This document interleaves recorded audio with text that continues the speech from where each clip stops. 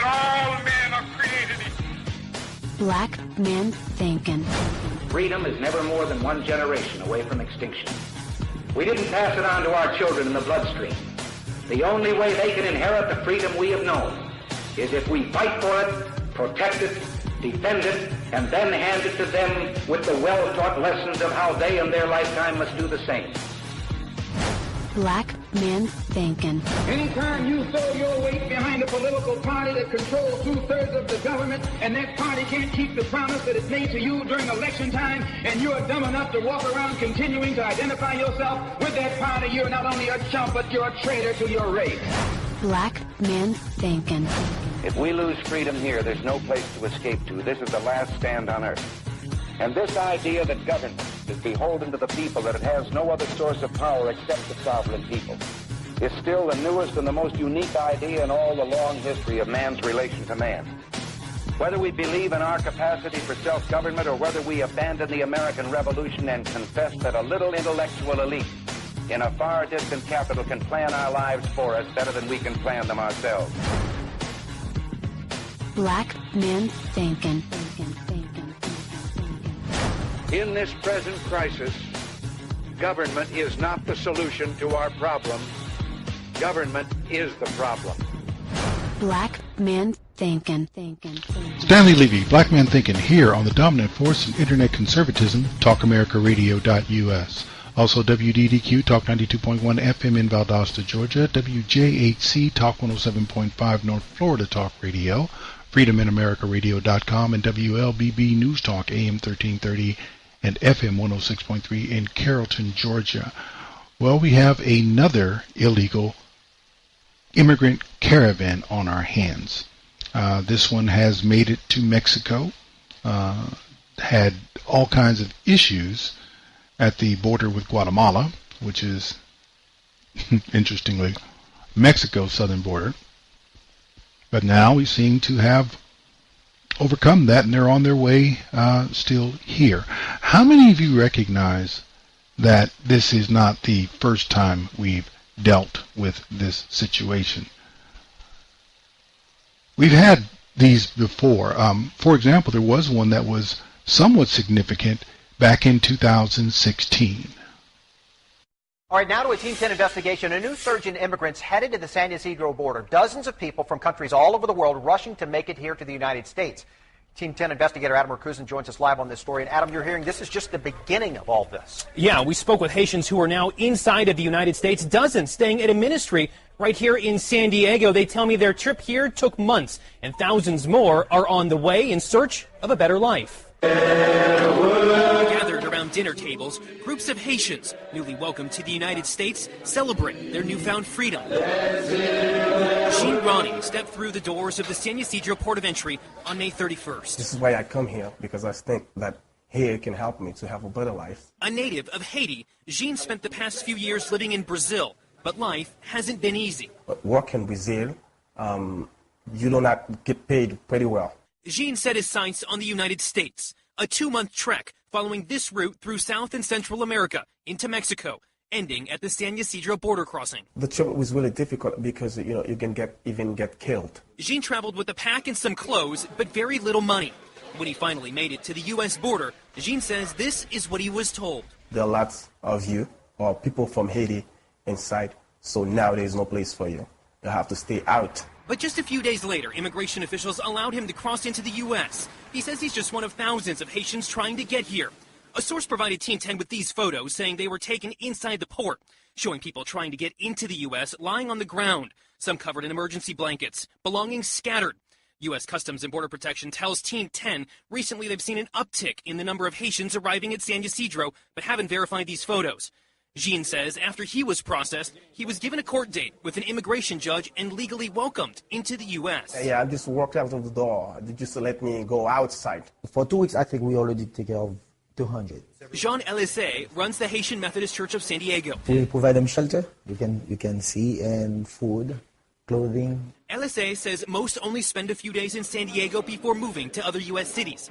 Jean Ronnie hoping to call it home. Now, even though I didn't know where to go, but I was happy. And a CBP spokesperson says they are no longer placing individuals in the area that we described, which is on the first floor of that old port building. It was just a temporary action that was put into place to help with the immediate influx and processing and care of those waiting. Reporting live in the newsroom, Adam Merkusen, Team 10. Adam, before we let you go, how does ICE decide who gets in and who doesn't? They take this really on a case-by-case basis, so they're looking at all the different aspects of that person's circumstance, including whether or not that individual represents a threat to public safety or if they're going to be a flight risk in the future. Adam, thank you. That was 2016. And let me give you an idea of what is going on, or what was going on there. First of all, let's remember who was not the president in 2016. Donald Trump was not president at any time in 2016. Here is what happened. In the first 11 months of the fiscal year that began in 2015 and ran through 2016, according to the U.S. Customs and Border Protection figures, you had 4,346 Haitians trying to get into the country during those first 11 months. And that's just into San Diego. The total in the year before was only 315. So we're talking about more than an order of magnitude increase. This caused a problem at the border. And this is something that the Haitians really didn't understand. Miterson Deriso, 25-year-old tile setter from Port-au-Prince, said, "I don't believe it. Did Obama's party decide this? He has a generous heart. He cannot deport us to our country." Really? Okay. He was trying to get to his sister in Boston. Did you know that this happened in 2016? Did you remember it? That we had a caravan, and these Haitians were coming up through Central America to the same point where people are trying to get to today. Amazing. What about earlier this year? In the spring of this year, there was yet another caravan that came up through Central America, and this one, of course, now we're dealing with it under President Donald Trump, who took steps to say no. We don't want people getting on a caravan in Central America, starting one and coming to the United States. And that, of course, was a different tone that was set beginning, of course, with the election of Donald Trump. If you might recall, there was a dramatic decrease in illegal border crossings in the wake of the election and inauguration of Donald Trump. And he's followed through on that in letting people know that our borders are something to be respected. But again, back in spring of this year, we had yet another caravan of people coming up from Central America. The first group of Central American migrants who reached the U.S.-Mexico border is being processed by Customs and Border Protection agents. Organizers of the caravan say 8 people started the asylum process last night. It's a major milestone on a month-long journey. Maria Villarreal is in Tijuana, Mexico, with the challenges the migrants still face. Maria, good morning. Good morning. That group is now with officials with the U.S. Customs and Border Protection here at the San Ysidro port of entry. The migrants that you see camping out behind me are actually sleeping just feet away from that same entrance. They are hoping they will be a part of the next wave of applications. Dozens of people in the Central American caravan raised their fists and cheered in celebration over news that some in their group are now making their case for asylum. A majority of the group of about 150 are still waiting to enter the pedestrian crossing to the U.S. Sarah Marquez and her children are among those waiting. They fled gang violence in Honduras. When they say, "Mommy, I can't take it," I don't blame them. I just tell them that we have to keep going and we will come out on top. Customs and Border Patrol typically process about 50 asylum cases per day at this port of entry. But agents say the number of people they're able to process depends on the complexity of their case, medical needs, translation requirements, and available detention space. Caravans from Central America have made this trek since 2008, but have mostly been ignored. This group is the largest so far, and the Trump administration has focused attention on their journey. During a visit to the California border on Monday, Vice President Mike Pence said the group is proof that immigration reform is needed. but acknowledged the U.S. will hear their cases. Make no mistake about it. These families, often women and small children, are victims. They're victims of open border advocates who support and encourage them to take a long and dangerous trip. We'll process them under the laws of this country.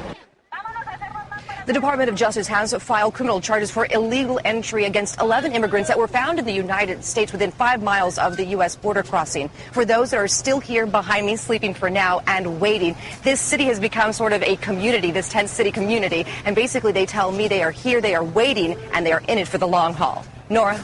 All right, Maria Villarreal in Tijuana, thank you. That was in May of this year when CBS filed that report. Did you hear the part where they said, this has been going on since 2008? Who was elected president in 2008?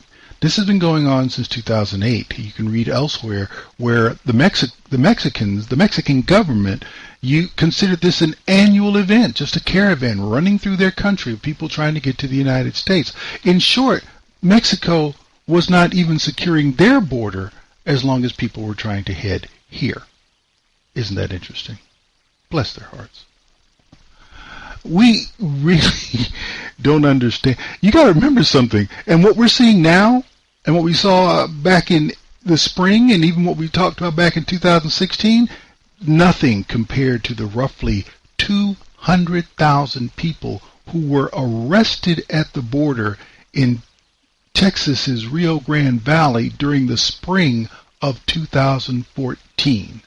Who was president in 2014?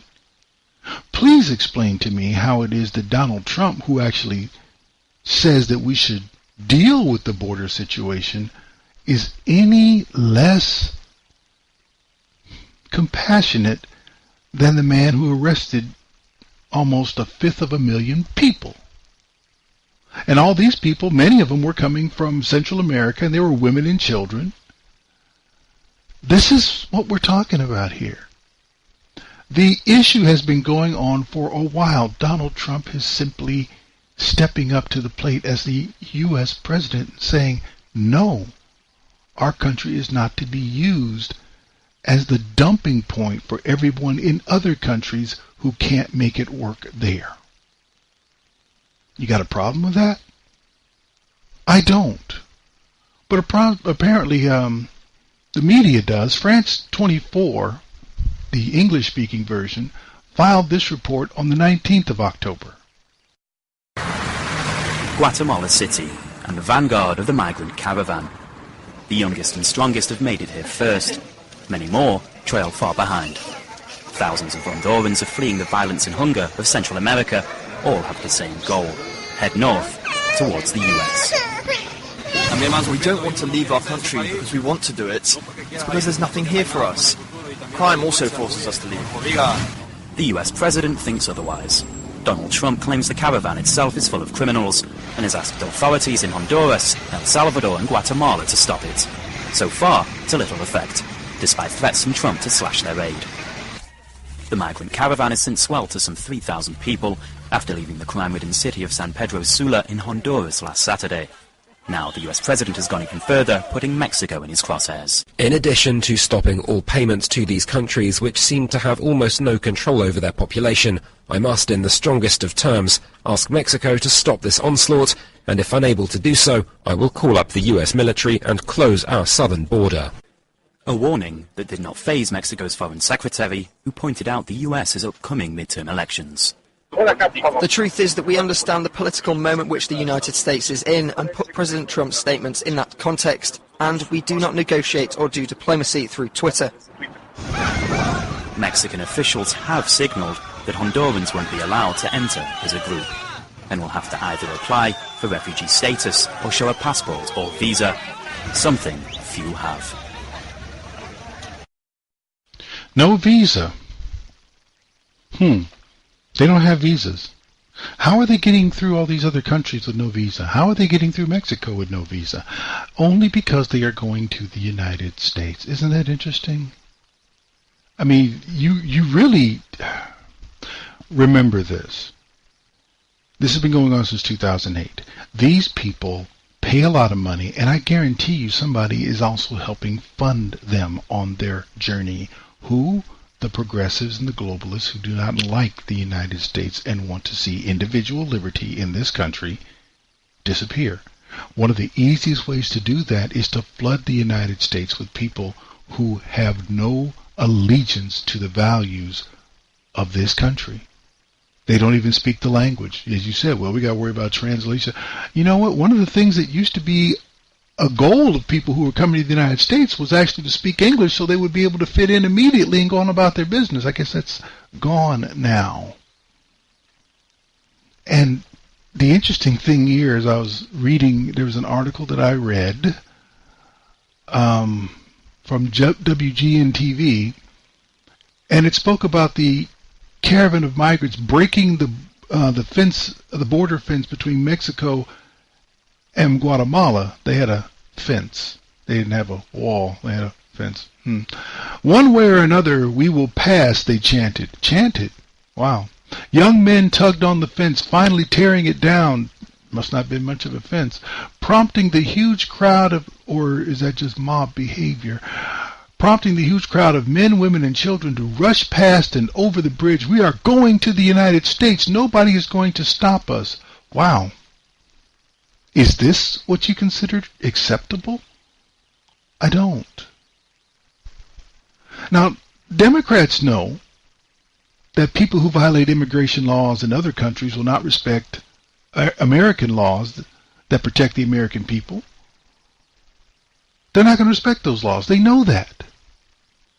They don't care. So what I have is a caravan of people intent on using mob tactics, not just to escape their own countries, but to bully their way across multiple international borders into my country. And I've read and heard different things. Oh, they're tired, they're hungry. They look awfully clean. They look awfully well fed. And make no doubt about it, have no doubt about it, somebody's providing victuals. Mobs, just like any other army, they don't move much on an empty stomach. And that's a long way from Guatemala up through Mexico to the southern border of the United States. And this doesn't resemble your tired, your poor, your huddled masses yearning to breathe free. It looks more like your lawless, your globalist, and your Soros-funded yearning to influence the election that occurs in 2 weeks. It's a very simple idea.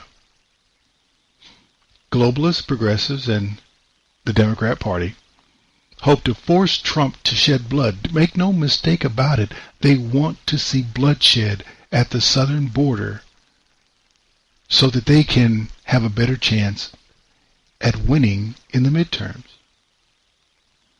Now, should that occur, conventional wisdom says the Democrats will seize power and Trump could possibly be gone. I wouldn't bet on it, but that's what conventional wisdom, if you're a Democrat, would say. But you have to really get to the point where you understand what's going on. If the Democrats take over, of course, the improvement in the American economy will go as well. That'll be gone. Hope of maintaining U.S. sovereignty.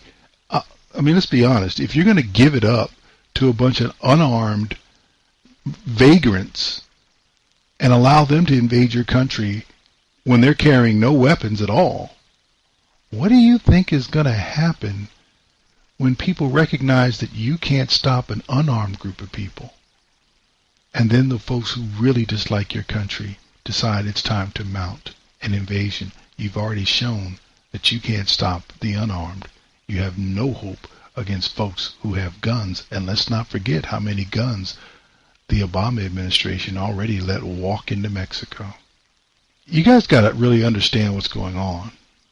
I'm saying that with every bit of honesty that I can put together here. See, I have no problem with the world giving us they're tired, they're poor, they're huddled masses. My issue was with being told that I have to take them on terms detrimental to me, my family, or my country.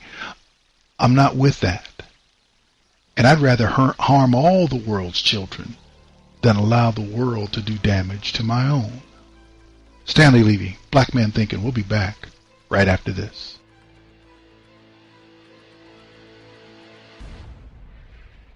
Stanley Levy, Black Man Thinkin, here on the dominant force in internet conservatism, TalkAmericaRadio.us. Also WDDQ, Talk 92.1 FM in Valdosta, Georgia, WJHC, Talk 107.5 North Florida Talk Radio, FreedomInAmericaRadio.com, and WLBB News Talk, AM 1330 and FM 106.3 in Carrollton, Georgia. Well, I'm getting ready to talk about something that I had to admit interests me a lot less than it does those who are quote-unquote reporting on it. And I'm calling this segment just the Pimpin of Saudi Arabia's dead man. As you may know, Jamal Khashoggi, who was a Saudi dissident and a columnist, was recently killed ostensibly at a Saudi consulate in the country of Turkey. And that has now blown up into a major event. Unexpected news tonight coming out of Saudi Arabia. State media for the first time acknowledging that journalist Jamal Khashoggi is dead. He was last seen 17 days ago entering the Saudi consulate in Istanbul. Now the Saudis say Khashoggi was killed in a fistfight.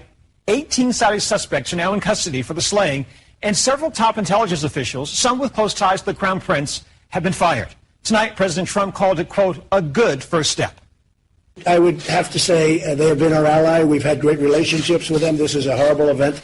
It has not gone unnoticed. But President Trump also adding he does not want to cancel what he describes as a $110 billion defense deal with Saudi Arabia, which he says would cost American jobs. So let me make sure I get this picture straight. Jamal Khashoggi was a Saudi Arabian citizen and national. Period. He is not a U.S. resident. He is not a U.S. citizen. He was killed by the Saudi Arabian government, ostensibly on Saudi soil. Let's not kid ourselves and make it seem as though this would be the first time or the only time that the Saudi Arabians have gotten into interesting discussions with their own citizens.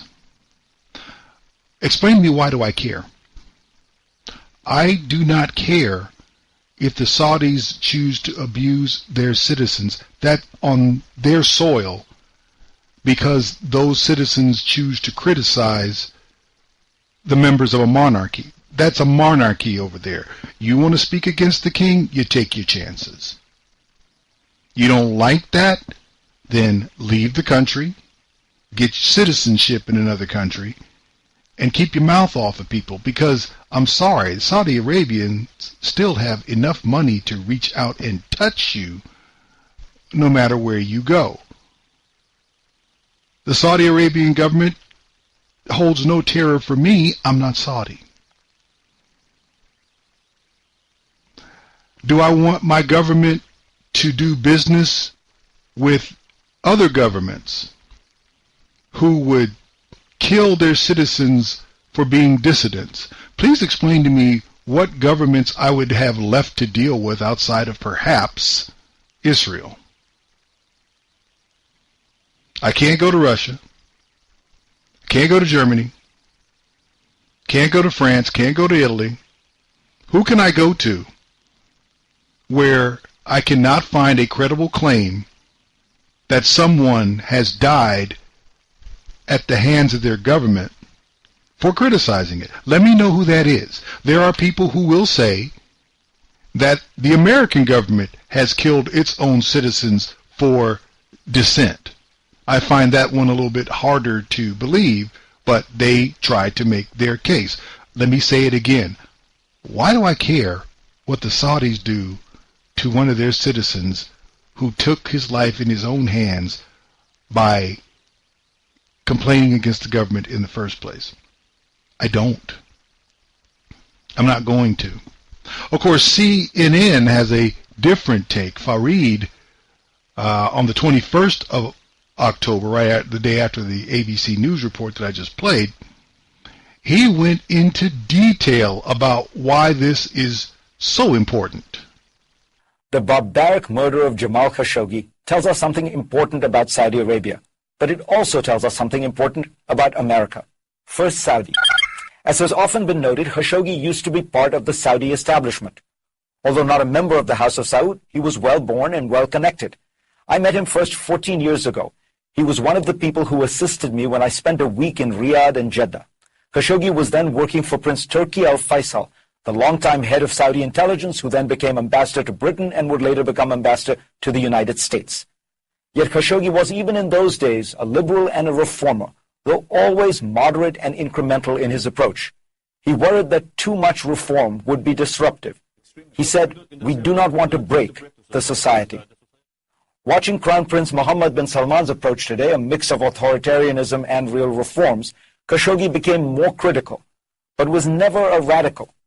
So why was he apparently seen as so threatening? Perhaps because he was respected within the Saudi establishment.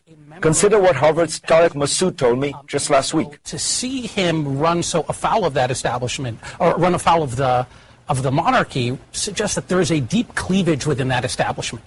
If so, this is significant. When the scholar Samuel Huntington studied the breakdown of authoritarian regimes in the 1970s and 80s, he noted that a schism within the ruling elite was almost always the precursor to a broader breakdown of the regime. Historically, Saudi Arabia has maintained stability because it was really a patronage state, not a police state. The kingdom has typically dealt with its critics and dissenters by buying them off, most importantly in the case of hardline clerics. Yet MBS, as the Crown Prince is known, appears to be changing the model from patronage to police state.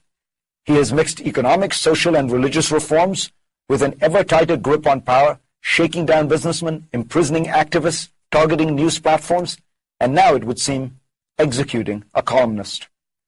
Leaving aside their immorality, ruthless repressive actions such as these often tend to produce instability in the long run. Hosni Mubarak's crackdown during the Arab Spring did not save him. Bashar al-Assad's repression of dissent has come at a staggering cost, with his territory diminished and mostly in ruins. Ironically, for someone so ferociously anti-Iranian, MBS sometimes resembles no Middle Eastern ruler as much as the Shah of Iran, who was a reformer but also a despot, and was also much loved by Western elites. Mohammed bin Salman is a complicated figure. He has moved Saudi Arabia forward in some areas while moving it toward greater repression in others. But the larger issue for Washington is that America's foreign policy should not be based on personalities. Donald Trump's worldview seems utterly rooted in his likes and dislikes of other leaders, from Kim Jong-un to Angela Merkel to MBS. In the Middle East, this has led to the blind subcontracting of American foreign policy to Saudi Arabia. Washington has watched and de facto endorsed the kingdom as it ramped up its bloody war in Yemen, blockaded Qatar, quarreled with Turkey, and essentially kidnapped the Prime Minister of Lebanon. All these moves have, in large measure, failed. America's Middle East policy should be based on its interests and values in the region and beyond, and these will never be perfectly aligned with any one country. Historically, this has meant being an honest broker, respected by all major powers in the region. This requires nuance, sophistication, and ceaseless high-quality diplomacy. But that is the price of being the leader of the free world, a job we appear of late to have simply vacated. So we've vacated our role as leader of the free world. Okay. What's going on in North Korea? What's going on in China? What has happened in Saudi Arabia under this administration? Have we vacated the position as leader of the free world because this president is not launching drones all over North Africa like the past president, the most recent, his predecessor, did, killing not only his targets but also killing first responders with follow-up attacks just to make sure? Has this president gone after his own citizen and killed him and his son in a missile attack on foreign soil? Has that happened? Because that would have been something I would say is not becoming of the leader of the free world. But not responding to the Saudi Arabians killing a Saudi Arabian dissident on Saudi Arabian soil for speaking against the Saudi Arabian monarchy. No, I do not want the cancellation of any, let me repeat, any U.S. contract, military weapons contract with Saudi Arabia over a dissident. Now, if you were to convince me that Jamal Khashoggi was an American citizen, an American national, or if you were to convince me that he was killed on American soil, if you could convince me of any of that, okay, I might give it a second thought. But if you're going to tell me that Turkey is blowing the whistle on Saudi Arabia, because that's what's going on. The Turks are the one who blew the whistle. Hey, they did this. We're not going to allow a cover-up. They did this. You need to look at what's going on with Turkey and ask, why are they so eager to give up the Saudis? Because the Saudis and the Turks are equal friends to America, as friends in that region go. Translation, I'm not even trying to hear this foolishness. I don't care. I'm not going to care. You can't make me care. And no response to this should be taken to impact anything going on in the United States. Understand what this is. This is another desperate attempt by those who are arranged against Trump and against the pro-American agenda to find something about which they can criticize him and try to unravel his progress, which happens to be American progress. We should cancel that $110 billion military arms deal over some guy that nobody heard of and nobody cares about. Well, he has a family. Everybody's got a family. And guess what? I'd rather have that $110 billion of Saudi oil money coming into the United States so that American families can be fed and do a little bit better. I really don't care. I don't care what you think that makes of me, because I don't care. I have too many folks in America who are not being looked after for me to worry about what the Saudi Arabians do to one of their dissident citizens. Give this foolishness up. I'm not walking into a polling place on November 6th and saying I'm going to pull the lever for the nearest Democrat because Trump didn't condemn the Saudi Arabians for killing... I can't even finish that sentence. This is foolishness.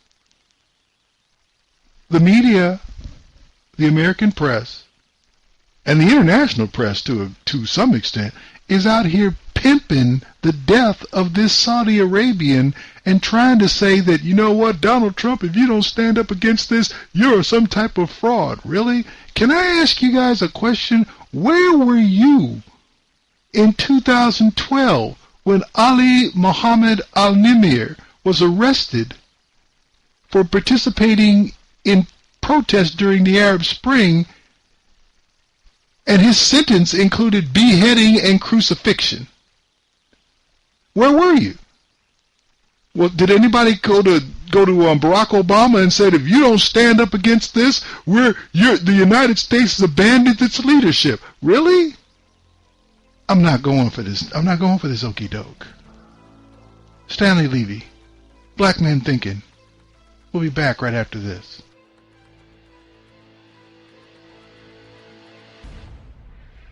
Stanley Levy, Black Man Thinking, here on the dominant force in internet conservatism, TalkAmericaRadio.us. Also WDDQ, Talk 92.1 FM in Valdosta, Georgia, WJHC, Talk 107.5, North Florida Talk Radio, FreedomInAmericaRadio.com, and WLBB News Talk AM 1330 and FM 106.3 in Carrollton, Georgia. Final segment of this first hour. I'm going to talk about something that's actually a little bit emotional for me, for reasons that are difficult to explain. The South African white genocide. For those who don't know, apartheid is not what we were told it was. I'm not trying to say that bad things did not happen to people of color during apartheid in South Africa. But the idea that the whites took everything good and left everything bad for black people and they had nothing has never been true. The apartheid system actually built schools and hospitals for blacks to run in all areas of that country. The fact that blacks did not run them well is rarely documented and glossed over. Here's one thing you also should remember. In 1992, March 17th, the South African people, the white people, because the blacks could not vote in this election, they voted 69% to 31% to end apartheid, and the registered voter turnout was 85%. 85% of registered voters. 69% said apartheid has to go. I don't care how you slice that, that's a landslide. There was no black vote to move this anything. Well, it was all the years of everything. No. What happened was certain things were told to the people of South Africa that had not been told to them by their government about certain operations that went on, certain activities that went on as part of apartheid, and they were appalled and they rejected apartheid. Well, since that happened in 1992, depending upon the reports and depending on whether or not you choose to believe, over 70,000 whites have been murdered in South Africa since power was handed over to the ANC. Now remember, whites are the minority in South Africa. So 70,000 whites is not like they're taking a teaspoon out of the Pacific Ocean. They're doing that to a minority. Over 5,000 farmers have been murdered. So here's my question. Where has the United States, which had so much to say about South African apartheid, where has it been as we have planted 70,000 white people in the ground with the ushering in of the ANC, Nelson Mandela, and all the so-called goodness? I don't believe the black folks kill white folks. Do you remember Winnie Mandela? Do you remember how she actually praised the practice of necklacing? Let me tell you what necklacing was about. It was about going to your political enemies. It was about taking a tire, an automobile tire, used, putting it around the opponent of your, putting it around the neck of your political opponent, lighting it, pouring gasoline into it, and then lighting it on fire. That's how they killed people. Say what you will, Nelson Mandela divorced Willie Mandela over her support and whatever part she played in necklacing, in killing people for their cause, her cause. If you're going to tell me that blacks who wanted power in South Africa would kill other blacks in the most heinous form imaginable, but you want to try to tell me that they have not murdered whites, you're smoking something. I don't believe it. Not for a second. Let's fast forward to 2018. Cut past all that stuff, because I know that South Africa is a racist country. I already know this. The racism is black on white. Let's talk about what happened in the South African Parliament on the 28th of February, thereabouts. RT ran this report. The South African Parliament has voted in favour of new legislation that could see land from white farmers seized. RT's Paula Sleer has the details. South African Parliament has backed a motion that calls for changing the constitution and allowing for land expropriation without compensation. Essentially, white South Africans will lose their land. They will not be compensated, this despite the fact that it flies in the face of the current constitution. It follows the inauguration of the South African President Cyril Ramaphosa 2 weeks ago. He has said that he wants to speed up the transfer of land from white to black South Africans. Now, despite the fact that apartheid ended 2 decades ago, you still have a situation in South Africa where most of the land is owned by whites. This is a hugely emotive subject for South Africans. The motion was brought in Parliament by the Economic Freedom Fighters Party. Now, it did receive the support of the ruling African National Congress that holds some 2/3 of the Parliament. The leader of the EFF had this to say. The time for reconciliation is over. Now is the time for justice. We must ensure that we restore the dignity of our people without compensating the criminals who stole our land. Malema is a controversial and somewhat radical figure in South Africa. In the past, he has said that he's not calling for the slaughter of white people, at least not yet. In recent years, there has been a spike in the killing of farmers in South Africa. Now, those who support the motion say it will go a long way to restoring justice, but those who criticize it say it will do anything but. There are those who say it will lead to unforeseen consequences and also will be a scapegoat that the ANC can use to explain away its own failures. Nonetheless, it certainly seems as if we're far away from restoring racial tensions in a country that has so much history mired in them. Cut to the chase. They want to change the Constitution to allow or to basically end the property rights of people based on skin color in South Africa. If your skin is not dark enough, you cannot have land. We will take it. You are calling people criminals who paid for land. Let me make sure you understand that. People paid for land.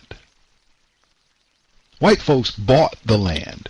Well, they bought it from other white folks. Doesn't matter.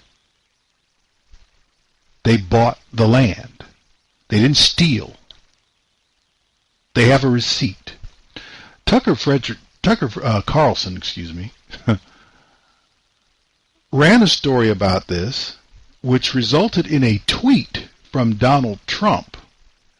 And that tweet went out on the 22nd of August, where he asked the Secretary of State to closely study the South Africa land and farm seizures and expropriations and the large-scale killing of farmers. The South African government is now seizing land from white farmers. Now, Donald Trump, as is normal, came under a lot of criticism for that tweet. Not just in this country, but abroad as well.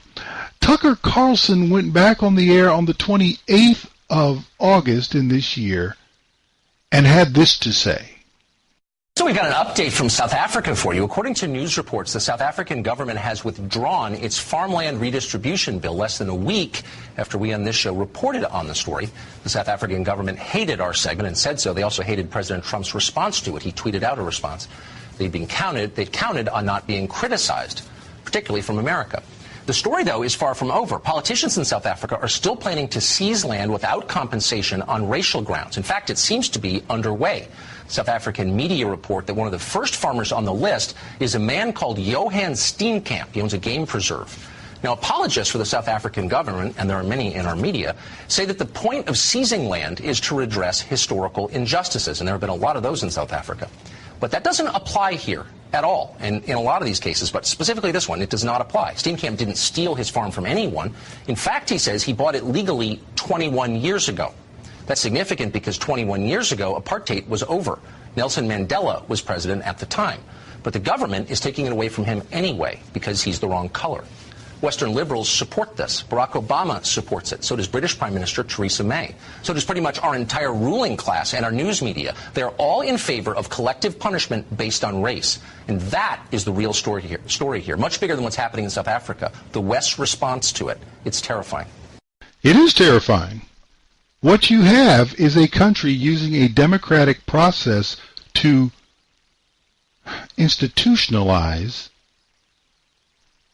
mistreatment and the denial of property rights to people based on skin color. Well, that's what they did under apartheid. No, they didn't. Blacks had. You need to understand how South Africa is put together. It's not one country. It's not one region. There are different peoples making up South Africa. And apartheid basically made provisions for people in each region to have the same resources. Were they the same quality? That's a different story. You can argue that. But you had schools, you had hospitals, you had all those things in every region of South Africa built primarily by the white minority. And the problem with the black majority is they didn't want to take care of what they had been given, and they wanted to come after what the white folks had for themselves, even though they had been given the same structures. They could have made of them what they wanted. They didn't choose to do that.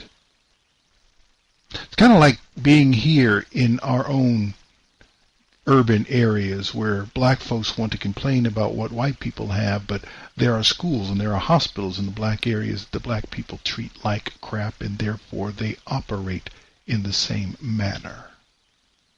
I'm not going to accuse the blacks in South Africa of that because I don't know them. I do know this. On the 6th, on the 26th, of September, the South African president sat down with Bloomberg to talk about how he felt Donald Trump was incorrect in his tweeting. And to be honest, I'm stupefied. We were seated together at the lunch table, so we never really got time to talk about the tweet. It was just an opportunity to shake hands, to say how are you and all that. But on the tweet itself, he was clearly misinformed. And whoever gave him that information was completely wrong. There are no killings of farmers or white farmers in South Africa. There's no land grab in South Africa. We are involved in a process of discussing land reform. Land was the original sin in the history of South Africa. We are seeking to put right what was done wrong many years, hundreds of years ago, when the majority of the land mass of the country was appropriated by a minority. What we are seeking to do now is to balance that equation and make sure that the land in our country is shared by all South Africans who live in it. And that is an inclusive process that seeks to have an outcome that will lead to social cohesion, that will remove the threat and the risk of instability. So we're managing a risk. And if you believe that load of horse excrement, it's a lie. You just heard it. They're already taking someone's land who had legally bought it 2 decades before while Nelson Mandela was president. There's no land grab. What do you call it when you expropriate someone's land who bought it legally and the only reason you're taking it back is because they are white? If that's not a land grab, I don't know what is.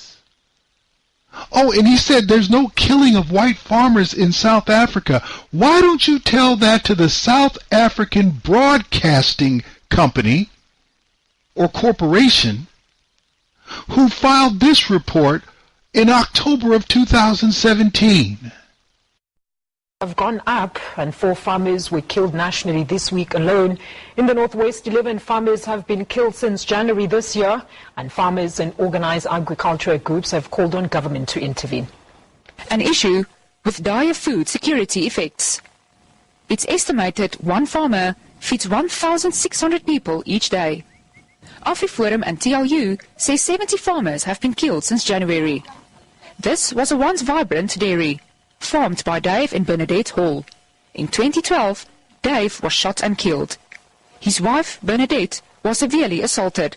She subsequently closed the dairy and now farms on a smaller scale. Every farm attack we have, whether there's a murder or just an attack, it doesn't matter. The chances that that farm goes out of production is 90%. So for every farmer we lose food security.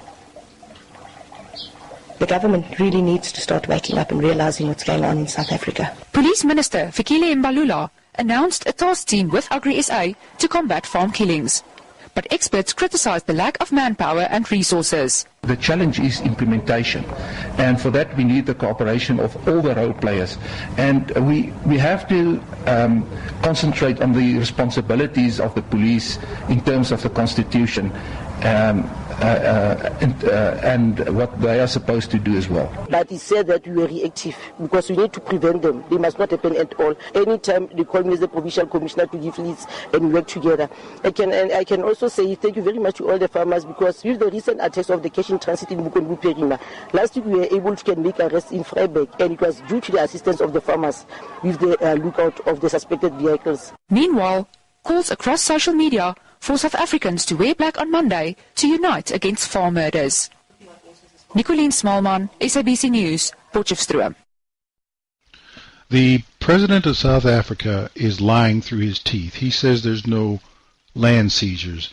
It's already being started. We already have the name of someone whose land is being seized. He says there's no farm murders. His own broadcasting company is letting you know that not only are farm murders happening, they're on the rise.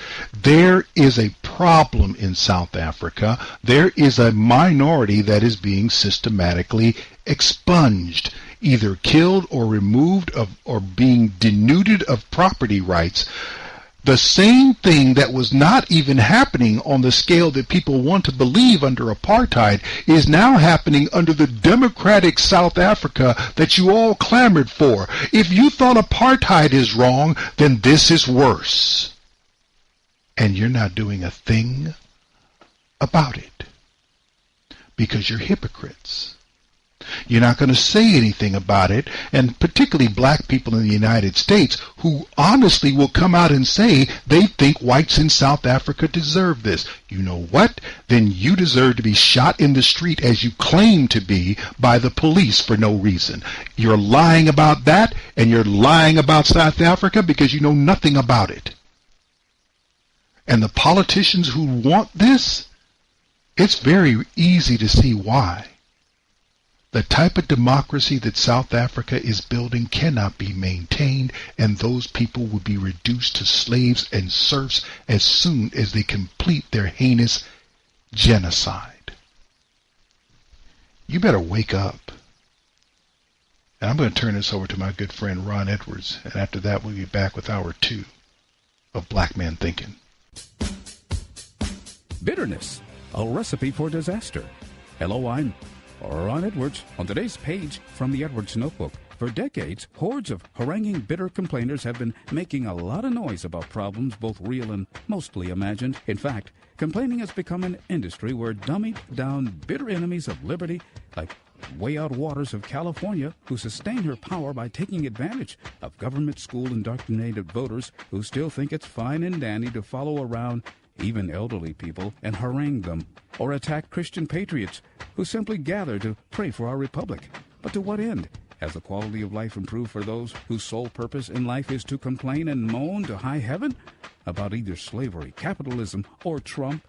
The truth is, most societal complainers are merely disruptive tools of those seeking to literally destroy our great nation. The Antifa/Soros grunts don't care about improving the quality of life for anyone, including themselves. The biblical definition of complaining is to be left behind. Those complainers will themselves be soon left behind as we the people seek providential guidance to restore America. I'm Ron Edwards.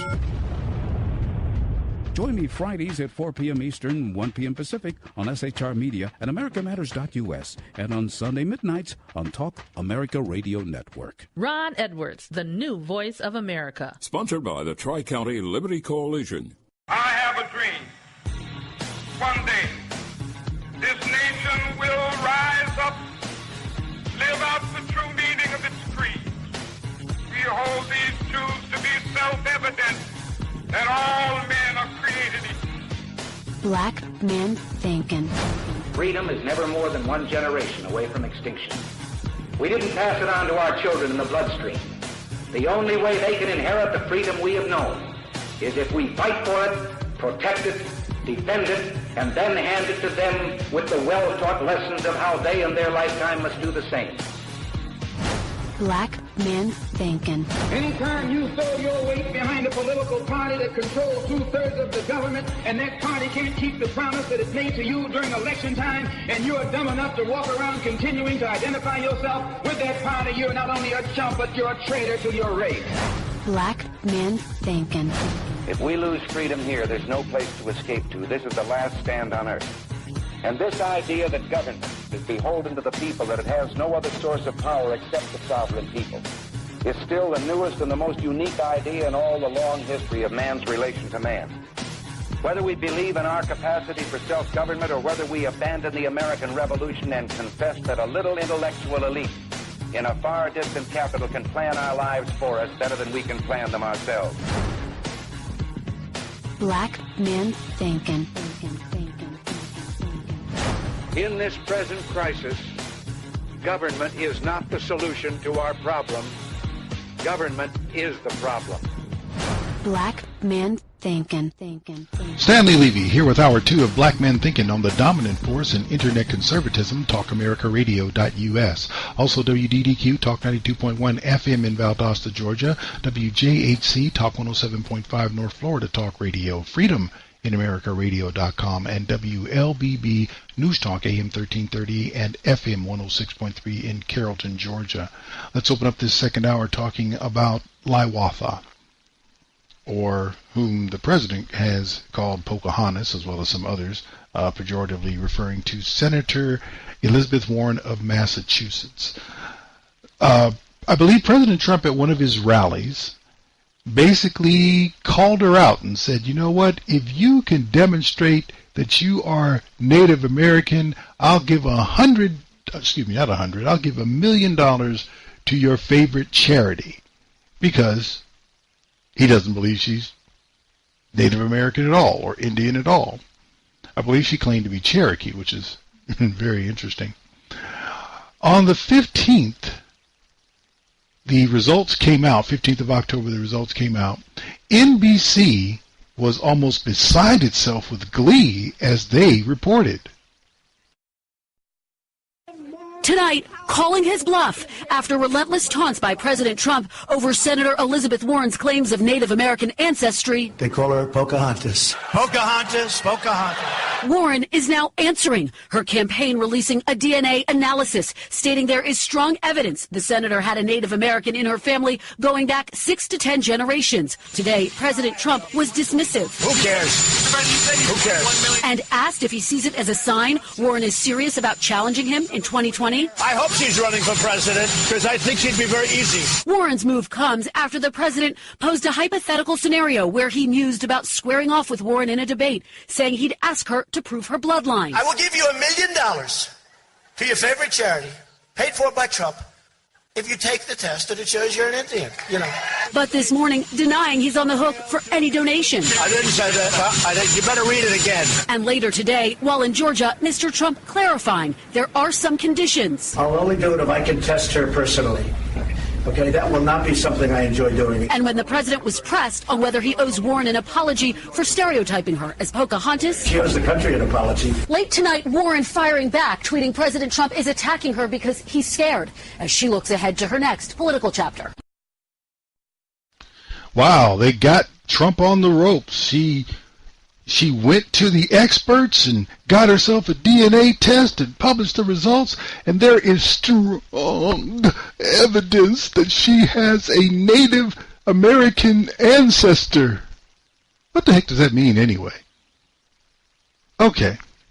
And on the Daily Show, Trevor Noah kind of put together a lot of thoughts that others on the left may have, having fun with the fact of the announcement. Yeah, today was one of those crazy interesting days. I mean, Elizabeth Warren going and having the test, conducting a DNA test, and then now Trump having to eat his words. And here's the thing, like it's been an interesting ball of emotions for everyone involved, because, you know, I have seen some Native Americans online saying, no, this doesn't qualify as being Native American. You can't like claim kinship into a tribe and whatever. And I don't think Elizabeth Warren is saying that. It seems like she's saying, look, I had always believed the story that my family had told me, that I was part Native American in some way in my family, right?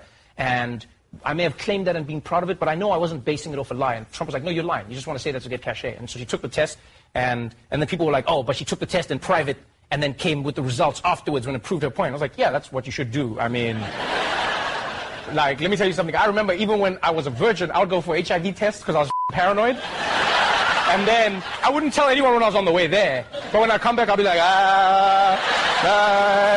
like, you don't tell, of course you do that. I mean, you're just scared as a person. And that's what she did, and she got the test. And again, she's not saying, I'm Native American. She's just saying to you, hey, as you can see, it's not like some random lie that my family made. Like, I'm not even trying to claim the heritage. I'm just saying that this is where the story came from. And then Donald, today, not only did he say, basically, that he's not going to pay, there's another interview he did with Melania where they say, Mr. President, will you pay the money now? And he's like, well, first of all, I said, if she's in a debate, if she's in, and he's like, and now I'll add, I'll only pay her if I get to test her myself. It's like, what is... Like, he's the only person who says, I'll only accept it if it's not an expert. Why would you... That's such a strange thing to do. All I know is, if I were Elizabeth Warren, and I did end up in a nomination, like if I was the nominee for the Democrats and I was debating Donald Trump, you know when they do the walkout music at the debates, they go, please welcome Donald Trump, and it's like, and you walk out to that boring music. If I was Elizabeth Warren, I would make sure that when I walk out, it's like, and please welcome the Democratic nominee, Elizabeth Warren, and be like, bitch, better have my money.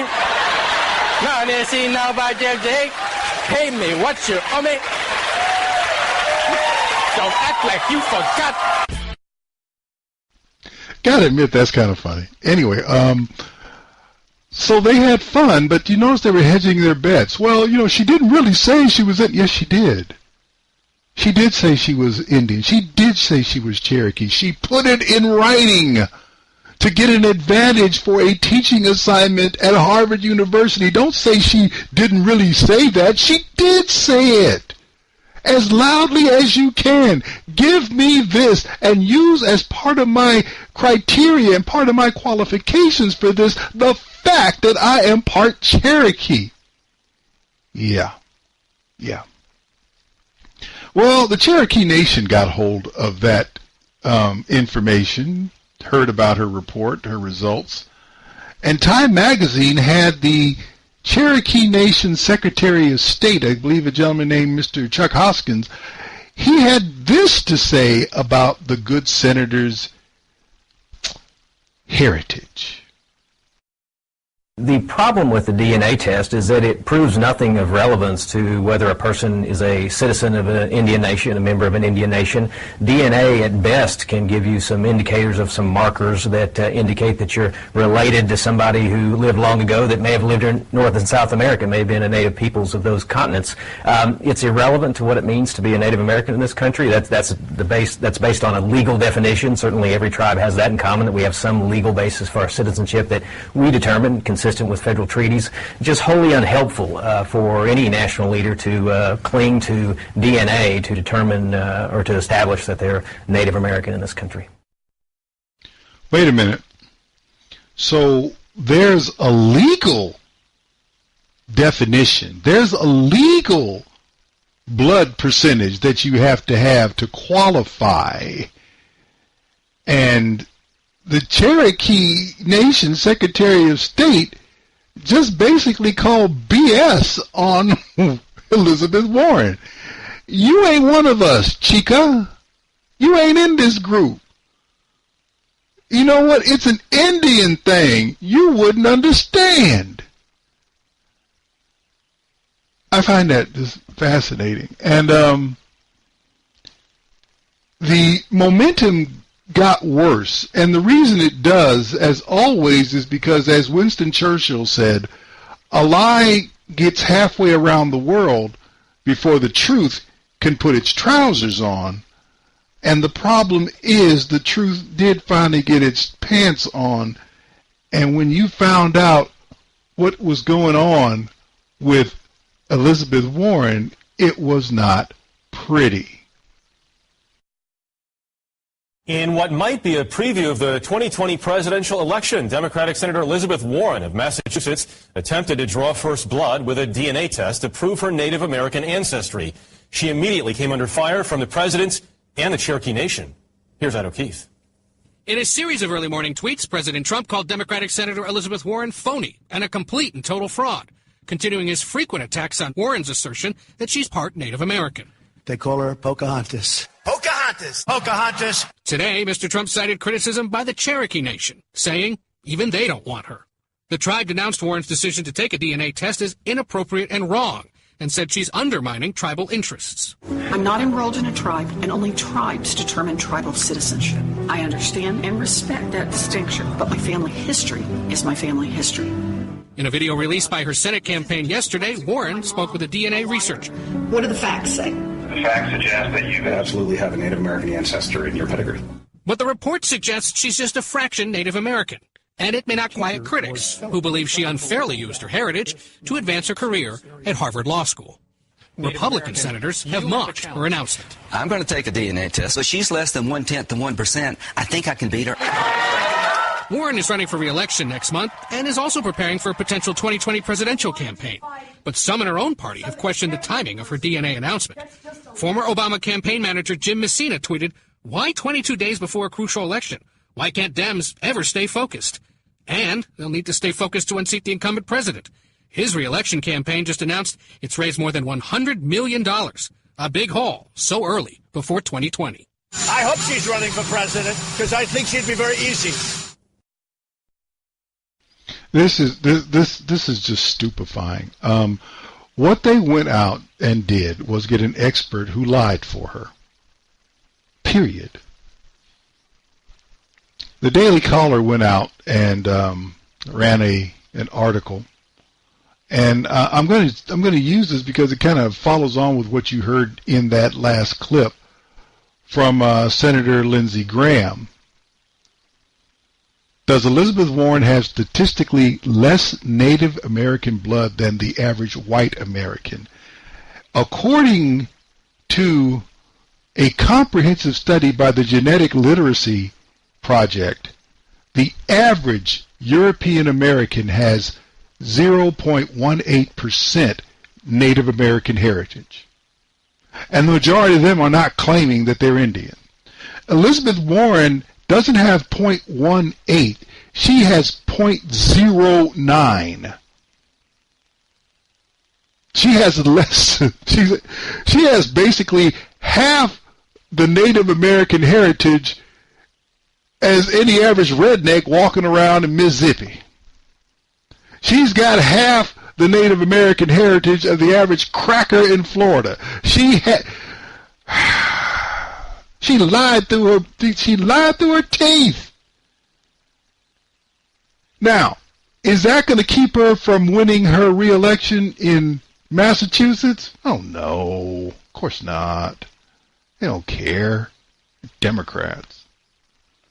Is this going to be a big deal if she decides to throw her hat in the ring for the Democrat? Let me help you out. She just threw away any shot she had at the nomination, and not because of Republicans, not because of Trump. You heard what a former Obamaite said. What the heck is wrong with this chick? If your judgment is this poor, you think we're going to trot you out there in a national election, in a general? You know what? Lie-watha, sit down. Have several seats. It's not going to happen. But I do hope she tries. I sincerely hope she tries. She would be some of the best late-night material that you could imagine if she actually tries to run. Stanley Levy, Black Man Thinkin'. We'll be back right after this.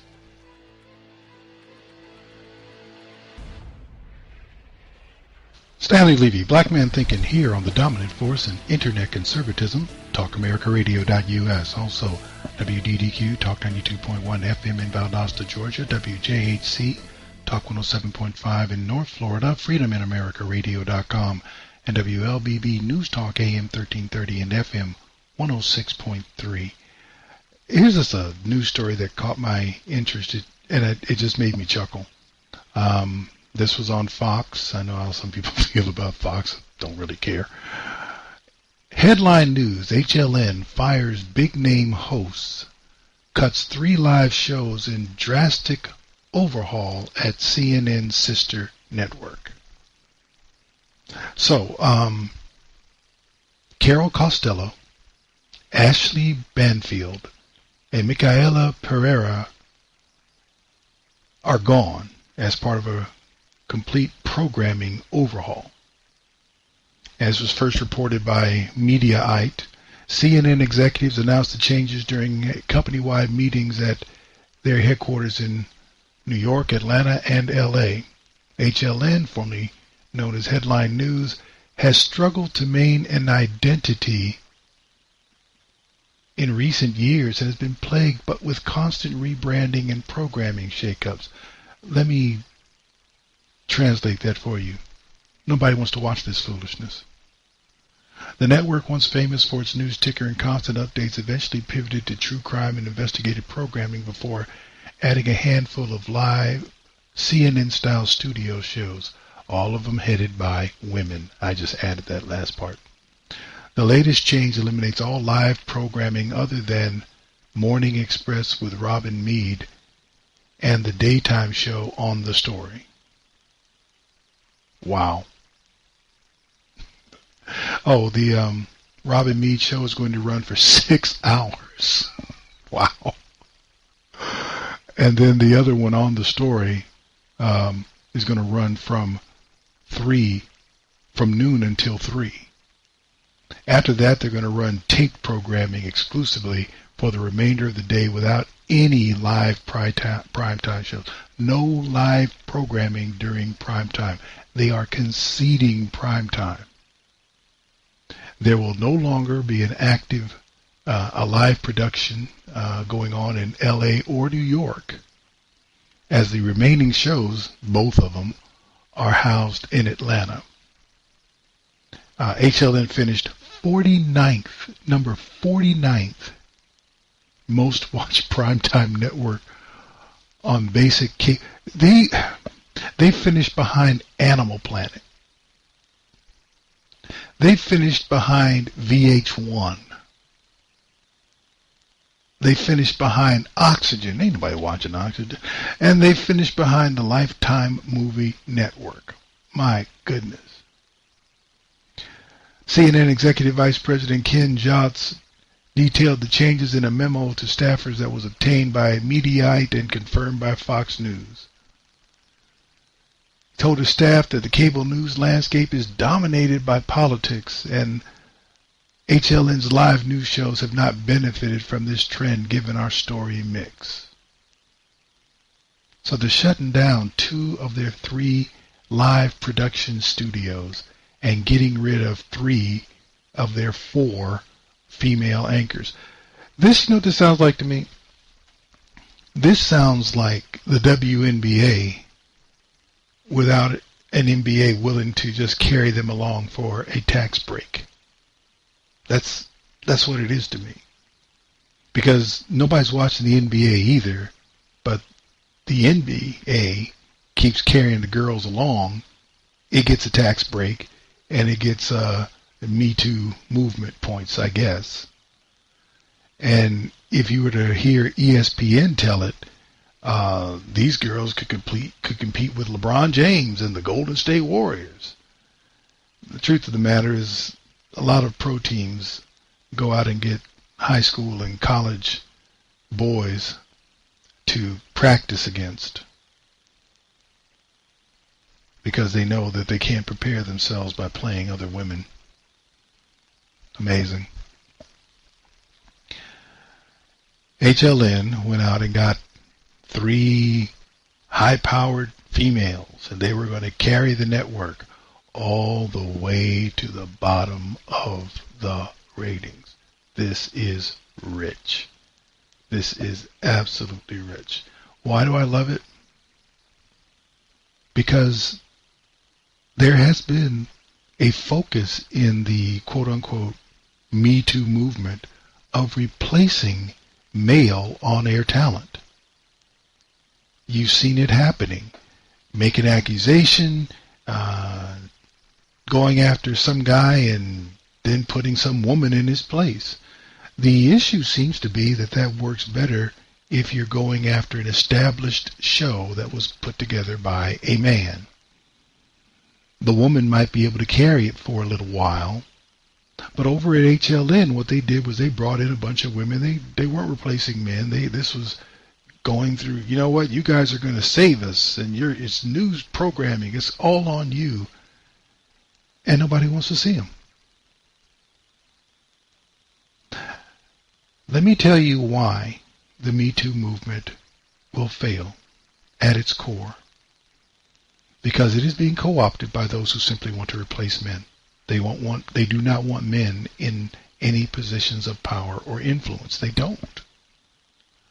They will come up with charges, they will make up things, and they will couch it in terms, you need to believe women, trust women, women never lie. The laundry list of lying women is longer than anyone cares to recount. But some folks just don't care. Can't make them care. But what I can do is laugh at their predictable failure. People during prime time on cable are watching news. You're presenting stories that don't even outrate meerkat footage. Life's tough for CNN because the not only is the sister network tanking, CNN's ratings are hurting too. Stanley, Levy, Black Man Thinking. We'll be back right after this.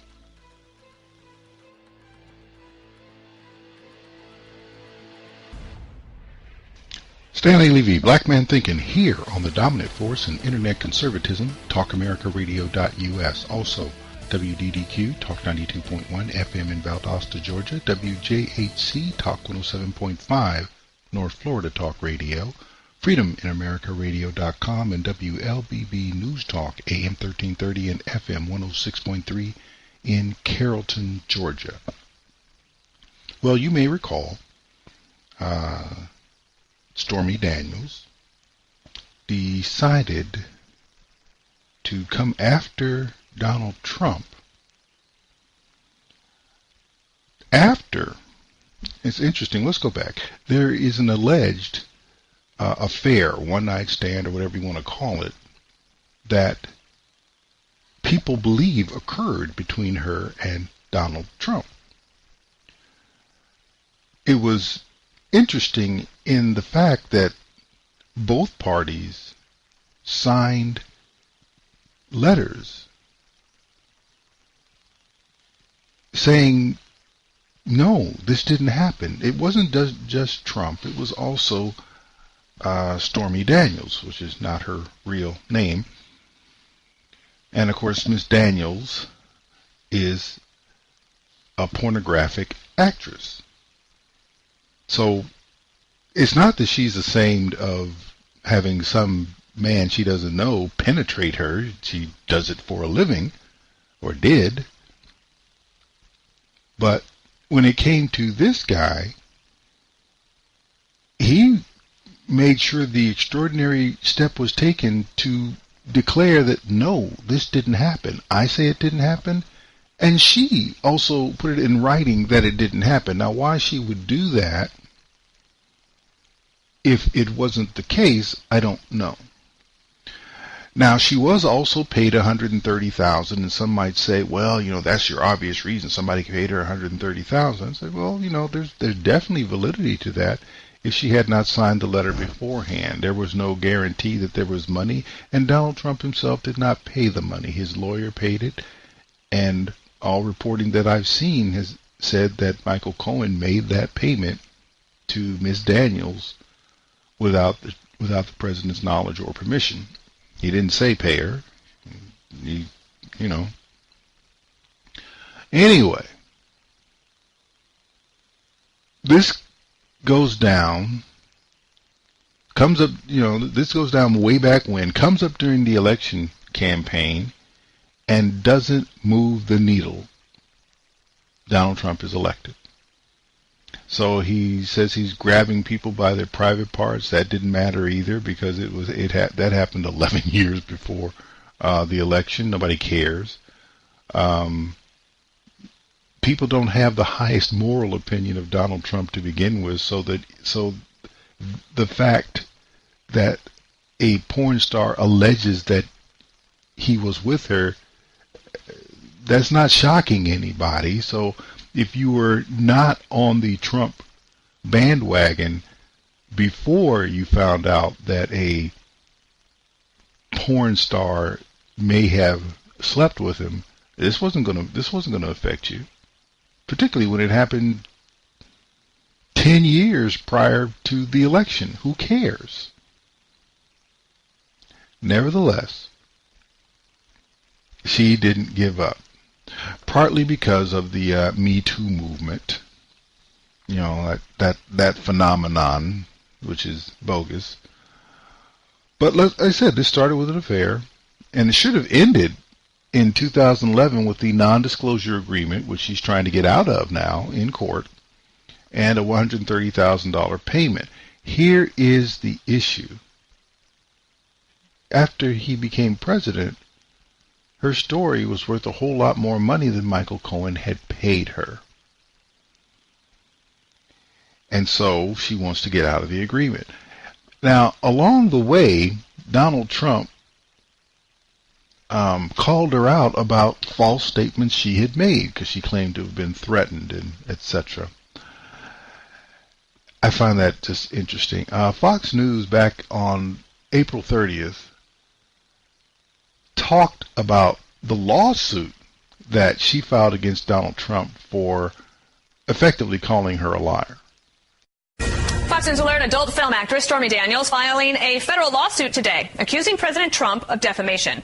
Kevin Corke is standing by at the White House. Kevin, this was not breaking news that I expected today, but you have it for us. There you go, right? Okay, so here is the latest lawsuit. And Dana, I say the latest lawsuit because as we've been sort of following this saga, we know that this is just the latest in a series of lawsuits doled out by the attorney for Stormy Daniels, Stephanie Clifford, as she is known legally. Now, this is kind of a usual tactic in the legal field. What you do is you just kind of use whatever you can get in front of a judge, Dana, because you just never know when you'll strike oil. Now, in this case, this lawsuit, Daniels says that one of the president's statements on Twitter, in effect, accused her of identifying an individual unlawfully. Well, the basis of that claim, by the way, stems from a specific tweet on April 18th. During that tweet, the president sort of quipped that sketch that Daniels was sort of giving to investigators, well, he sort of quipped that it was of a non-existent man and a total con job. Well, as you can well imagine, we have not heard from the White House on this, because usually what happens is they simply send you over to the president's private attorneys. Do know this. This will not likely be the last lawsuit that we hear about, Dana, because the way this works is you want to keep this in the courts. If you are the attorney for Stormy Daniels, in this case Michael Avenatti, you want to keep this going. Maybe you get a little discovery. Maybe you get a chance to, I don't know, get the president under oath at some point. So this is just another in a series of lawsuits, this time for defamation by tweet, which may be a first. Dana, back to you. Yeah, I guess if they were successful, we could have some legal precedents being set, but we'll see what happens. Kevin Corke from the White House, thank you. There's a lot of precedents being set in this case. A porn star suing anyone for defamation of... Wow. So the idea that it is implied that she's lying is totally new for somebody in the porn industry, I suppose. No one's ever lied, and no one's ever been called a liar who did porn films. I'm obviously not serious when I say that. Well, that was back on the 30th of April. Fast forward to the 15th of October, and just on that particular lawsuit, a ruling was made, and the interesting thing about the ruling is it totally destroyed Stormy Daniels, and did so in such a way that CNN brought out a 5-member panel, including the moderator, to try to spin the results of what the judge did in, dismissing the Stormy Daniels lawsuit brought by her lawyer, Michael Avenatti, for defamation of character. We have some breaking news for you. A federal judge dismissed Stormy Daniels' defamation lawsuit against President Trump. As you might recall, Stephanie Clifford, also known as Stormy Daniels, claimed Trump defamed her when he called her allegations that she was threatened to stay quiet about their alleged affair a, quote, total con job. Athena Jones joins us now. Athena, what exactly does this ruling mean? Hi, Jake. Well, this is certainly a victory for President Trump. That's what his lawyers are calling this. Judge James Otero, the federal judge in California, ruling in his favor, saying that he was exercising his free speech. He was exercising his First Amendment rights, and that his tweet about the skeptical tweet about that story that Stormy Daniels told about being threatened in a Las Vegas parking lot, that was an opinion that is protected and not actionable. Here is more of what Judge Otero said. He said, he wrote, the court agrees with Mr. Trump's argument because the tweet in question constitutes rhetorical hyperbole normally associated with politics and public discourse in the U.S. The First Amendment protects this type of rhetorical statement. So there you go, Judge Otero agreeing with the president's arguments, lawyers' arguments, that he was simply exercising his free speech when he made that tweet. And we're already hearing, of course, from President Trump's legal team, Charles Harder, sending a statement saying that no amount of spin or commentary by Stormy Daniels or by her lawyer can truthfully characterize this as anything but a total victory for President Trump. Jake? Okay. What are we hearing from Stormy Daniels and her attorney, Michael Avenatti? Are they going to accept this, or are they going to appeal? Well, you might not be surprised to hear that they're not going to accept this and that they are going to appeal. Michael Avenatti sent out a tweet calling this a limited ruling, stressing that these other actions that Stormy Daniels has going against President Trump are not affected, and that they plan to appeal. And sure enough, just a few minutes ago, we saw their notice of appeal. They've already filed it with that court out in California. So this is not over. This relates to a tweet that the president made that was critical of Stormy Daniels. That she filed a libel suit, a defamation case against him for that. That part of the case has been thrown out. But the part of Stormy Daniels' lawsuit against the president to be free of the agreement, non-disclosure agreement. Thank you. The non-disclosure agreement is still pending. And so there are more legal fights pending between the president and Stormy Daniels. But today relates to defamation, a complete win for the president, including a grant of attorney's fees to the president, which is a particular slap in the face towards Stormy Daniels. And so, Gloria, he's going to be pretty happy about this, the president. Well, yeah, because he doesn't have to pay for his attorney fees. Avenatti will have more time to run for president, maybe. But as he says, it's not over because there are still the non-disclosure agreement is still in contention, and she wants to be free of that. And there's all sorts of other legal battles going on as well. Right. No, and I do think that the NDA issue may wind up being a bigger issue in some ways for the public at large. But at the end of the day, right, everybody already in the country has an opinion about what happened or didn't happen between President Trump and Stormy Daniels. And Michael Avenatti really wants to depose President Trump. Yes. This doesn't affect the final decision about whether he'll get to depose President Trump, but it certainly doesn't help. This also doesn't change the fact that had not been for the lawsuit brought by Stormy Daniels, you probably would not have had Michael Cohen go and implicate the president in a federal crime in a court of law. All right, breaking news. We're going to stay on top of this. That is what I call reaching. I mean, that is a reach on the part of CNN. I got 5 people sitting in a room discussing something that's really a non-issue. Hey, you sued the president. The case was thrown out, and oh, by the way, you got slapped with attorney's fees. How you get that length of a segment out of that quote-unquote breaking news is beyond me. But when your reason for existence is trying to find some way to discredit a man you dislike, then I guess this is what you do. The interesting, it keeps going. This is a gift that keeps on giving. The next day, which was the 16th of October, it looks like Trump or Fox Business News actually took up this reaction to the case being thrown out, and it is hilarious to me. Well, President Trump also told Trish Regan he wants Stormy Daniels and Michael Avenatti to pay up after a federal judge dismissed her defamation lawsuit and ordered them to pay his legal fees. Watch. You're going to have to pay the legal fees? In fact, he has to pay me legal fees. She does? I don't think he has any money, but he and she have to pay me a lot of legal fees, and it's based on Texas law. I love Texas. based on Texas law where the legal fees are nice and plentiful. And you'll hold them to that? Are you serious? Of course. I'm just asking. Wouldn't you be disappointed if I said no? They'll pay a lot. Fun. The judge's decision to throw out the case sparked a Twitter war this morning, which the president referred to Daniels as, quote, horseface, and called Avenatti, quote, a third-rate lawyer, which was kind of him. That is the nicest thing anyone's ever said about Michael Avenatti, by the way. Stormy fired back with some cracks about the president's anatomy, but the joke's on her because she's going to have to pay up. So will fighting with the pole dancer help the president's poll numbers? Joining me now, great American PAC senior strategist and former Trump campaign manager, Corey Lewandowski. Welcome back, Corey. Good evening. How much of a win is this for the president? Well, this is clearly vindication. You know, the president said all along that this was a frivolous lawsuit, and the ruling today not only shows that this was a frivolous lawsuit, but more importantly, it vindicated him, and he is now receiving compensation for the attorney fees that he paid through Avenatti and through Stormy Daniels. So this is a great vindication for the president. I know the media doesn't want to talk about it, but it shows that the third-rate attorney brought a case which was unsustainable, and the judge threw it out today and said it was basically a case that had no merit to it whatsoever, so pay the attorney fees for the president. It's a big win today. And the judge also said that what the president has said on Twitter was rhetorical hyperbole.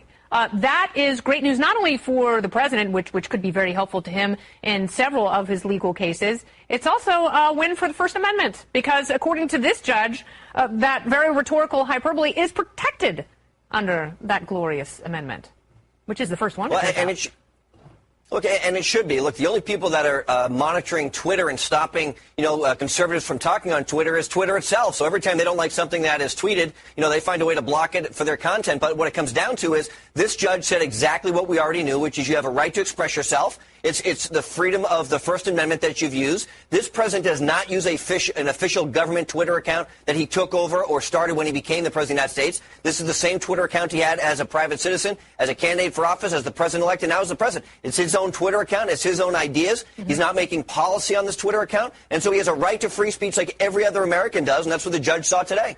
So I don't think that the back and forth with Stormy Daniels is going to help him, but does he have to call her horseface? Well, look, I've said many times the president's the greatest counterpuncher we've ever seen. He finds nicknames for other people that. Well, look, she's attacked him so many times, and what he did is he responded in kind, and he's a great counterpuncher, and now people always think of her as horseface because he has a magic ability that when he gives someone a nickname, it's just so fitting that it sticks with them for the rest of their lives. So now she'll be Stormy Horseface Daniels forever. I don't know, man. I'm so over equine and fungi, I can't see straight.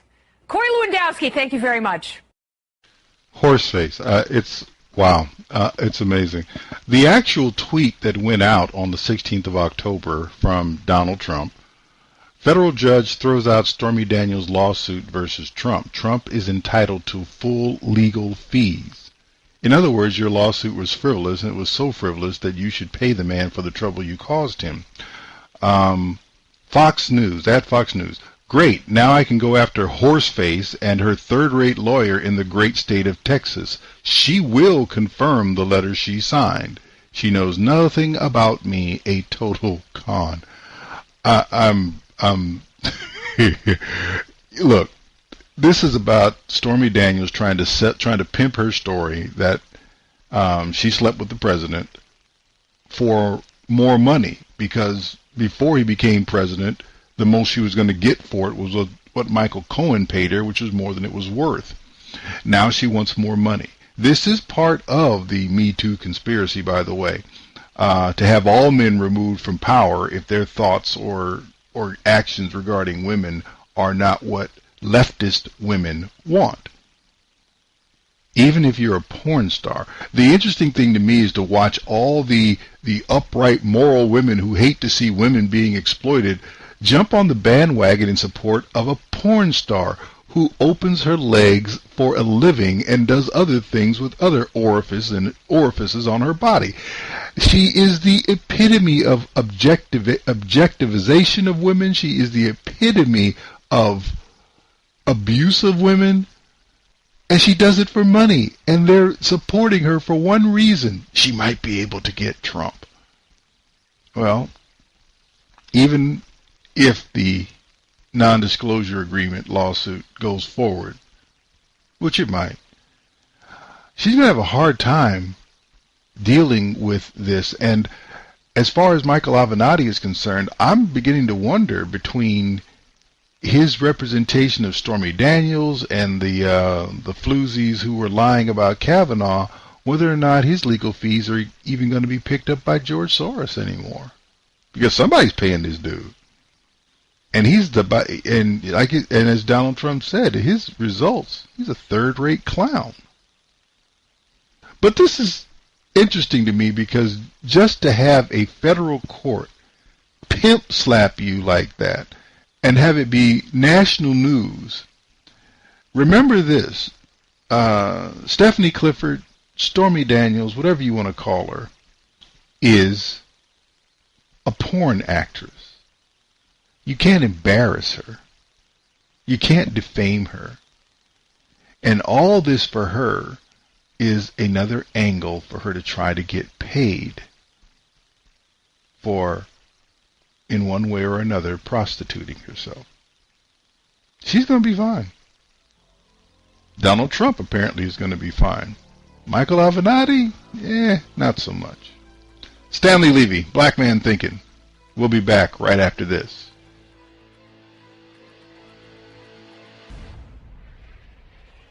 Stanley Levy, Black Man Thinkin, here on the dominant force in internet conservatism, TalkAmericaRadio.us. Also, WDDQ, Talk 92.1 FM in Valdosta, Georgia. WJHC, North Florida, Talk Radio at 107.5 FM. Freedom in America Radio.com and WLBB News Talk AM 1330 and FM 106.3 in Carrollton, Georgia. Final segment of the show.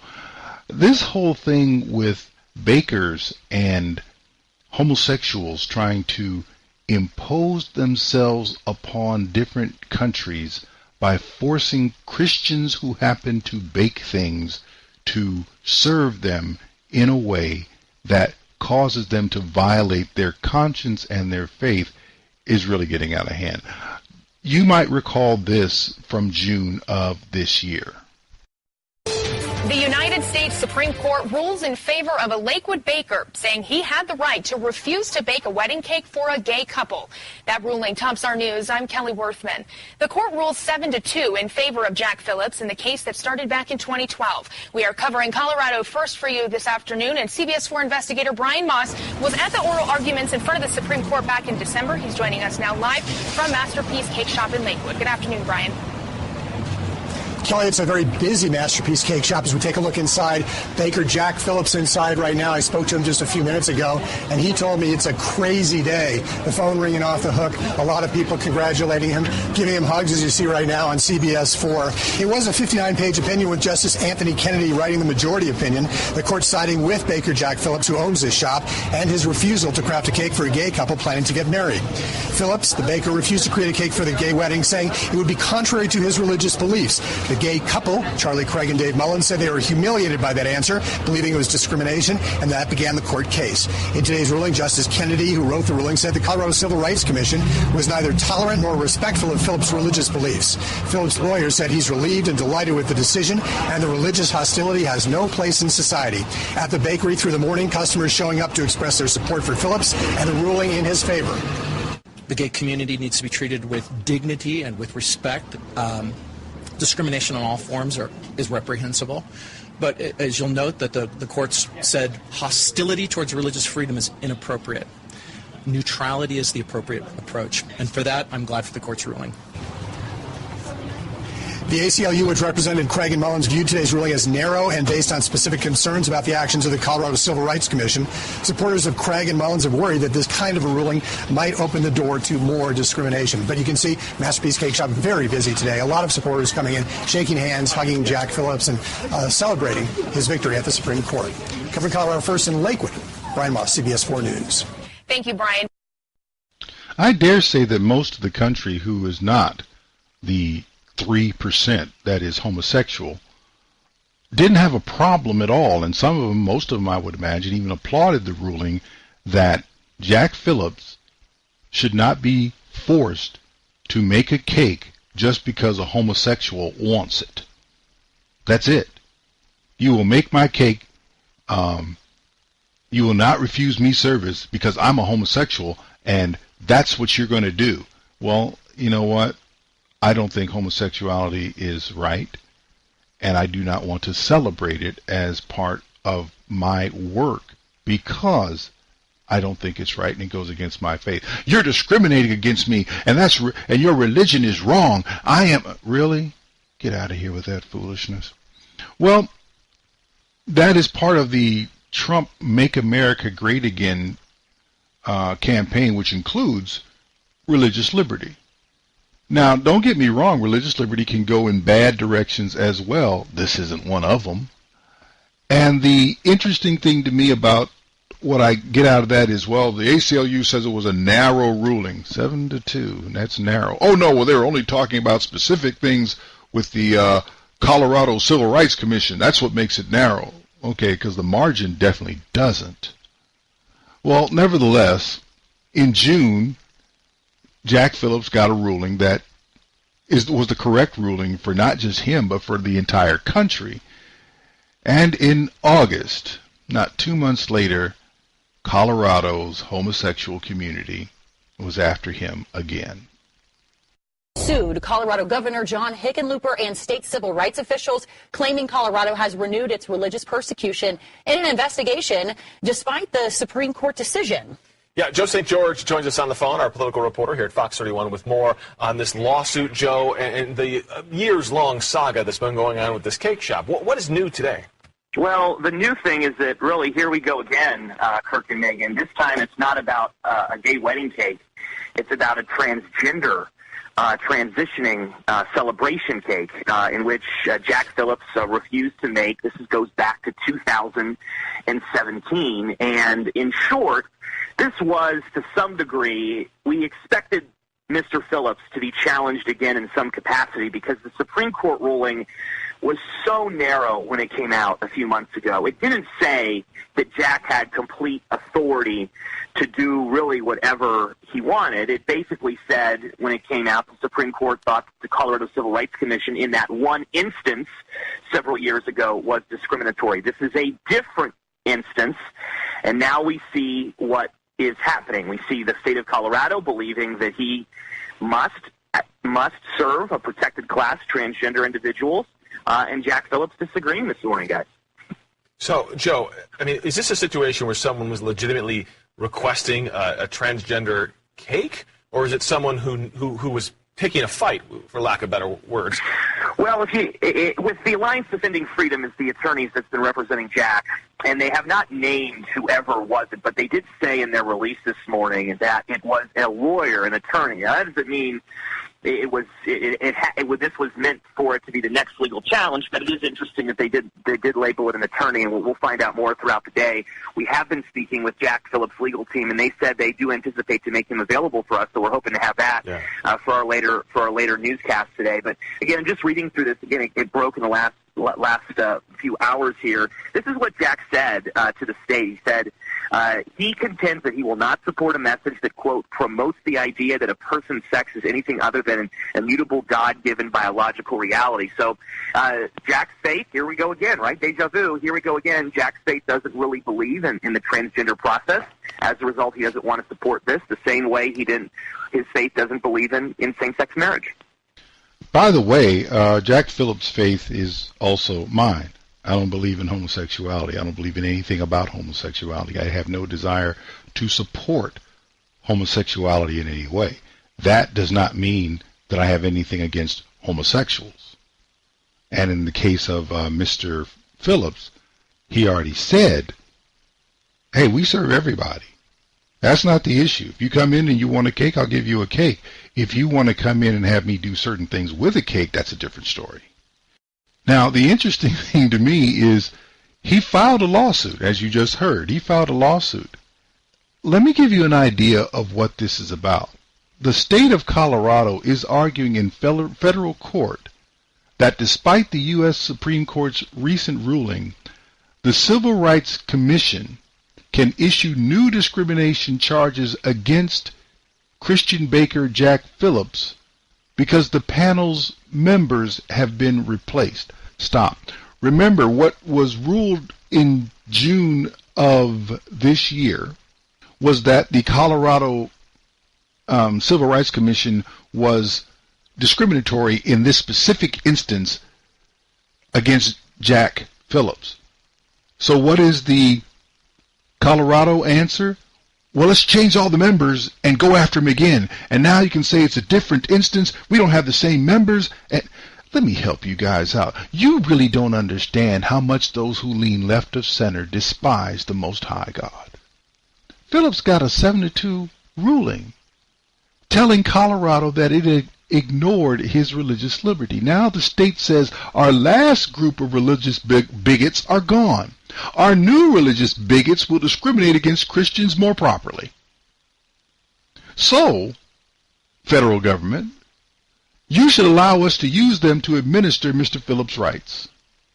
After all, having everyone support sodomy and the idea that the Creator is wrong if anyone dislikes how he fashioned them, well, that's infinitely more valuable to society than someone exercising faith in Christ, isn't it?